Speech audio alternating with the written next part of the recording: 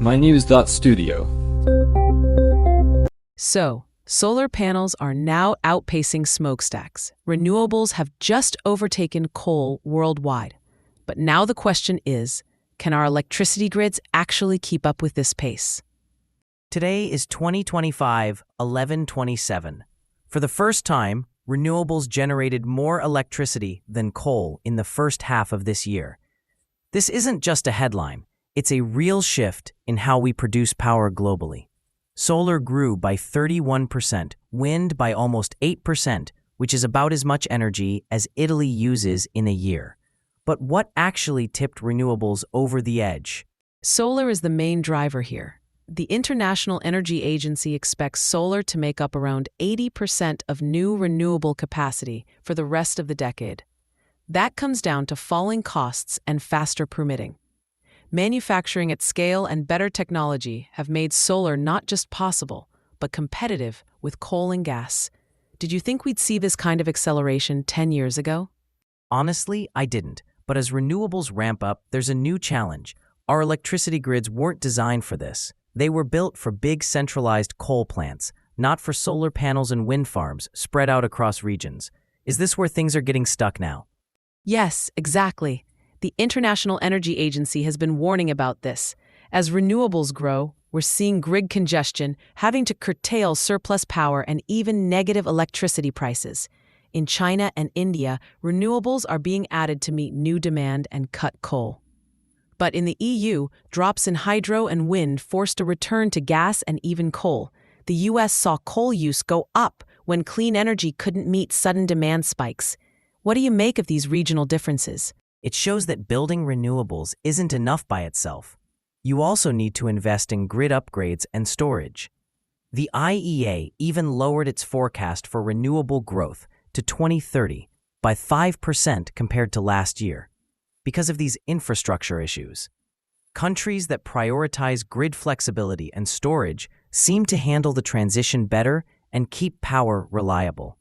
Would you say reliability is now the real measure of progress, more than just how much new capacity is built?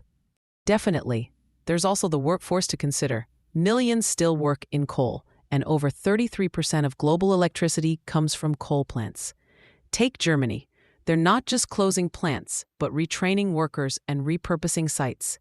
They're also investing in new industries for regions that have depended on coal. Can those kinds of policies and funding models work in countries like South Africa or Indonesia? That's a key question. The World Economic Forum is actually testing funding options to help retire coal plants early and invest in new local jobs. But for it to work, you need strong political support, enough financial backing, and real collaboration between governments, businesses, and communities. Isn't the real test whether people in these regions see new opportunities before the old jobs disappear? Absolutely. With electricity demand rising, up 2.6% already this year and expected to rise faster, making the grid reliable is even more important. Battery storage is becoming central. Companies like CATL are putting billions into new plants. Batteries can store extra solar and wind energy and release it when demand is high or when the sun isn't shining. But batteries aren't the only solution, right? Right, batteries are just one part. Smart grids are important too. They use software and sensors to balance supply and demand, minute by minute. Then there are demand response programs, which encourage people to shift when they use electricity, helping to even out spikes. And connecting grids across borders allows regions to share power and lower the risk of shortages. Do you think these solutions can spread fast enough to match solar's growth? That's the real challenge. Solar is set to lead new renewable capacity, so storage and grid improvements have to keep up. If they don't, we risk bottlenecks and unreliable supply. We're at a point where the transition isn't about whether renewables can replace coal. It's about building the right systems to support that shift, fairly and reliably. So we've reached a turning point. Renewables have passed coal, which is a major step.